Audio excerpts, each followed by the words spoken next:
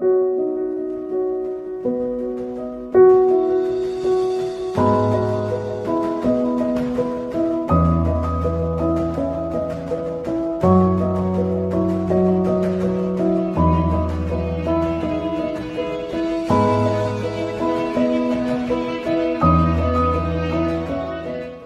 and gentlemen, good morning to all of you.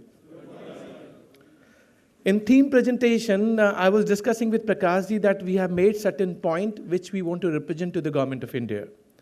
And he has categorically said that policy-wise, any change we must intimate to the government, CBIC, and forms-related issue we must communicate to GSTN. Now, those points which we thought we should represent, I'm going to highlight here. Kindly communicate because these points are very, very important. Unless corrected, we will have problem. So what are those points? Let me start with. We all know that section 44 subsection 1 talks about every registered person to file GSTR 9 annual return except ISD, TDS deductor, tax collection at source, casual taxable person, and non-resident taxable person. Earlier due date was 31st December. Fortunate enough, it is now 31st March 2019. Additionally, if any registered person whose aggregate turnover crosses 2 crore, he has to file GSTR 9C, which is a reconciliation statement certified by a practicing chartered accountant or cost accountant. Earlier due date was 31st December, now extended to 31st March 2019. Having said that, now we are having certain queries. What are those queries? One after another. Like one query which is raised by Senior Vice President that this aggregate turnover to be calculated for 9 months or for 12 months. For your information, law-wise it is for full year. April 2017 to March 2018. So you have to take your even VAT turnover also into consideration. But for audit, you will take figure from July to March 2018. Hope I'm clear to all. Now having said that, what are the problem? GSTR 9, if you look at, is nothing but a compilation of data, and rightly said auto-populated from GSTR 3B and GSTR 1. And I have got certain queries, and this I'm posting to Policy Wing, Law Committee of CBIC, and I'm going to post to GSTN as well. The first point. Let's assume while filing my GSTR 9, and GSTR 9 is compulsory to every registered person where aggregate turnover is less than 2 crore or more than. If it is more than 2 crore, you got 9C. So I'm just giving food for thought. The first point. Let's say I got some outward supply I missed. I did not report in my financial statement, my balance sheet, and I did not report in my 3B and GSTR 1. Now, while filing GSTR 9 and 9C, I come across these transactions need to be reported. So can I really include these transactions in my GSTR 9, which is not reported in 3B and GSTR 1? From GSTR 9 perspective, only thing which you can do, and they have allowed any transaction pertaining to 17-18. If you amend by within the period April to September 2018, that can be reported. What happened after September 2018? There is no particulars, no column in GSTR 9. If you are a registered person who has to get audit done, for you it is open because auditor will qualify. They will add this liability or recommend this liability, but for a person whose aggregate turnover is less than 2 crore and no particulars in GSTR 9, where he is going to disclose the transaction? There is no particulars in GSTR 9. So I'm only saying this GSTR 9 form is subject to change. First point. Second point I'm making, let's say you have declared in your financial statement. You have declared in your financial statement, but have not reported in GSTR 3B and GSTR 1. So what happened while filing GSTR 9C, auditor will take this reconciliation, they will report this transaction, but this question remains for such registered person who are not going to go for GST audit. They have to file only GSTR 9 and there's no particulars. So these 2 points are very, very related. Now I'm connecting these points with the credit available or not. Let's say I got some invoice dated 1st January 2018. I come across that this was not reported neither in my financial statement nor in 3B and GSTR 1. If today I disclose this transaction, include in my current December month GSTR 3B and GSTR 1, question comes, being recipient, can you take credit? Being recipient, because you may have received the goods, assume, but you don't have invoices, one situation. Another situation that no, you got the invoices, you have received the goods, it's Bimal Jain being supplier has not reported. Then in second case, you will be given credit, even though it is not reflected in 2A. Am I clear to all? But problem would be if I have not disclosed the transaction and you have also not taken credit, but we want this transaction to be recorded pertaining to 17-18 and you must get the credit where the period is open to you. For availing credit, I would like you to go back to 16.4, section 16, subsection 4 of CGST Act, and they say earliest of the due date. Am I right? So what are the due date? Due date for the September month 2018 or due date for filing annual return, whichever is. And last time also we were discussing that last date, due date for GSTR 3B was 20th October, increased to 25th October. So that is the earliest date. But categorically I have done the legal interpretation. And I said 16 subsection 4 referring to GSTR 3 as referred in section 39. There is no place of 3B in section 39. So why I will take GSTR 3B date? Because 3B is being introduced by way of rule 61 sub rule 5. So whether rule can override the provision? To my mind, no. Now let me also give you good food for thought. They have increased the date from 31st December to 31st. By law, they can do that. If you go to 44.1 and 44.2, CGST Act, it categorically said it is to be filed by 31st December. Can you change the date by way of notification? Can you override the act by way of notification unless it is permitted? But they have done that. Only press release. And press release said order will be issued in this regard. So which order they are referring to? For your benefit, 172. The one provision in GST, 172 permit wherever practical difficulties, government can issue any order for the compliance of the provision of the act, and this can be issued within 3 years from the implementation of GST.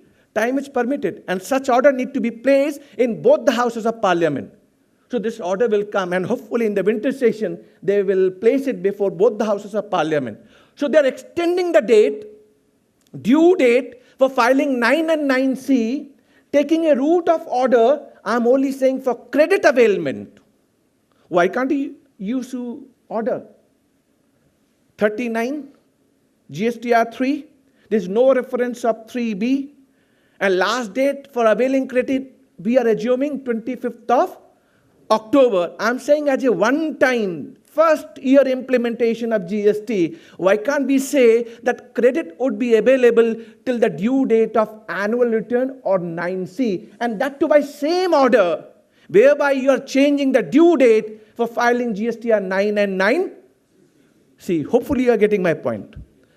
This is very, very important, I'm telling you. Now coming back to certain points. Like one point he picked up and said that there's a table 8, which is picking up the credit from GSTR 2A. It is very dynamic. So if I am a supplier and I have not filed my 3B and GSTR 1 for the period pertaining to 17-18, if I file now, then it gets auto-populated in 2A and reflected, auto-populated in table 8 of GSTR 9. But credit is restricted, if I say, as per the law, is 25th October 2000. So what happened? So it is dynamic. Till the time I file annual return, this is going to be continue to be updated. So do I open for the reconciliation till the time I file my annual return, or simplicity, kindly allow me credit till the due date of final return? That is the point I'm making. So having said that, what are the other points which we are looking and crying for? First point, they are looking for credit to be divided into 3 components: input, input service, and capital goods. Do we have captured while filing 3B? No. It would have been better if GSTR 1, outward supply, filed by supplier, auto-populated for you in 2A. You can do add, modify, delete, whatever might be, and finalize GSTR 2 by 15th of next month. If you do any modification, being supplier, gets auto-populated for supplier in 1A to be finalized by 17th of next month, and then GSTR 3 by 20th of next month. Since 2 and 3 is gone, problem is now all the problem, either it will be coming from 3B and GSTR 1. Am I clear? So what happened for ITC, input tax credit? That is, there is table 4. And table 4 is your numbers, whatever you have declared, and that might not have been reconciled while filing 3B. And even we have not captured data as per input, input service, and capital goods. We may have bifurcated our credit into CGST account, SGST account, IGST account, UTGST account. Challenge. So having said that, one more problem which I thought we would be representing, e-cash ledger.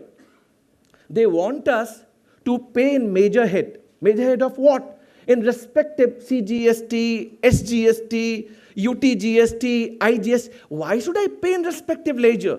And last time I also said, I'm supposed to pay 5 crore rupees, and it's a live case study I'm telling you. 5 crore rupees in my IGST, I paid wrongly in CGST.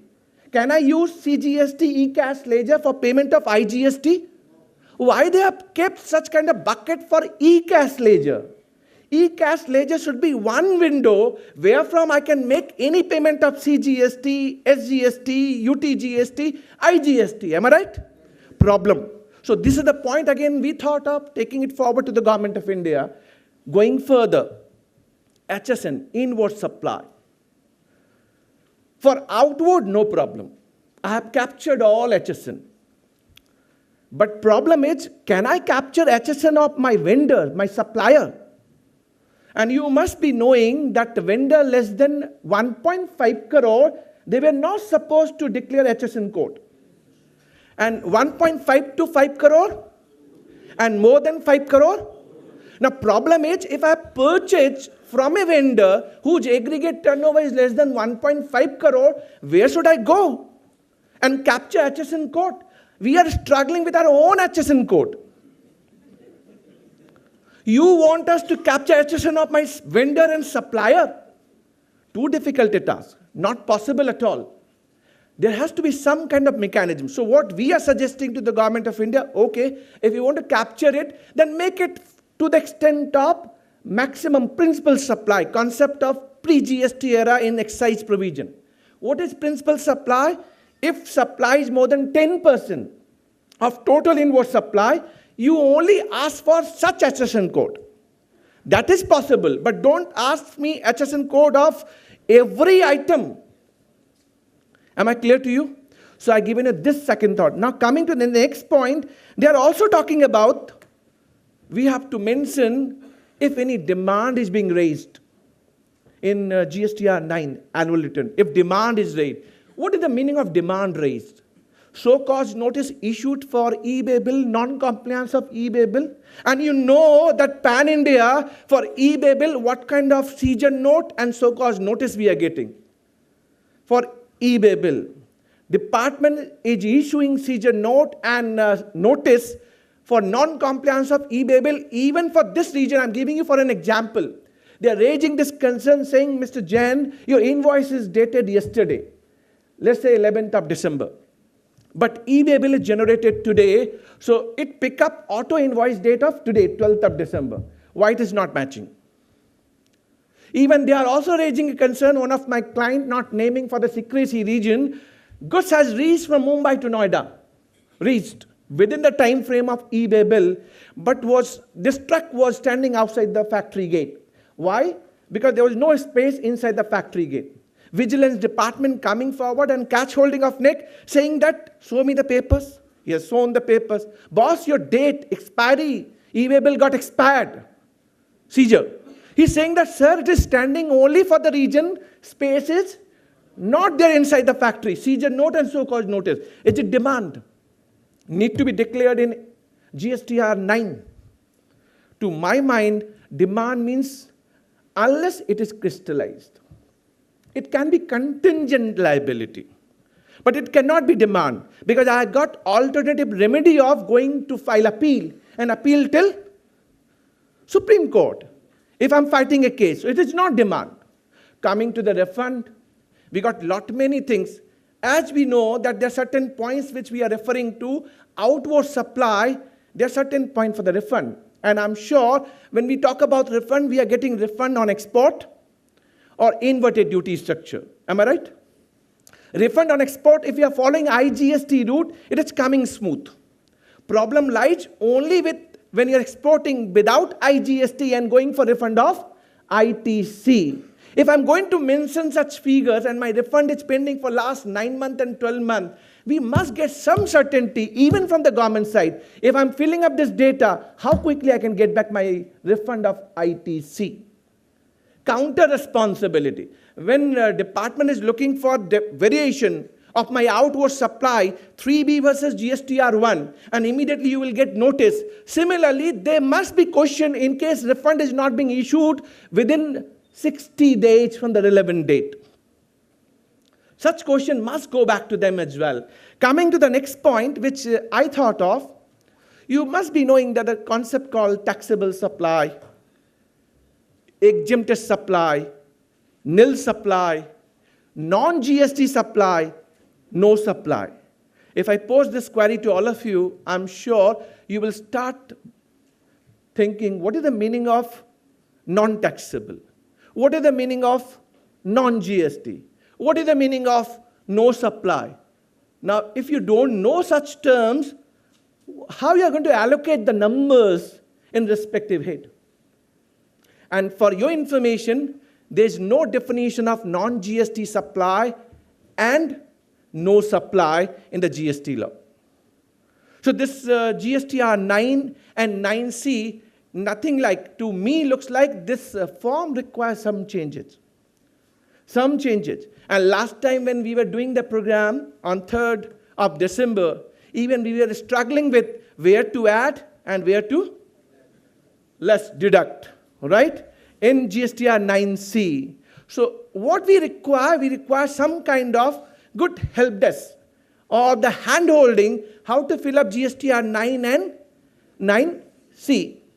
Having said all this thing, I thought these are the points which we thought from our side, IDT committee or PSG Chamber of Commerce, to take it forward either to CBIC for the policy decision or to GSTN for the return content. Even return, there are a number of points which I've said, but still, I request each one of you, because we all are preparing for GSTR 9 and 9C, date extended till 31st March 2019. Kindly take it a point that in case you're having any problem which you want to suggest, kindly come forward, write back to us, just two-liner. Don't go in detailed part of it. Just two-liner.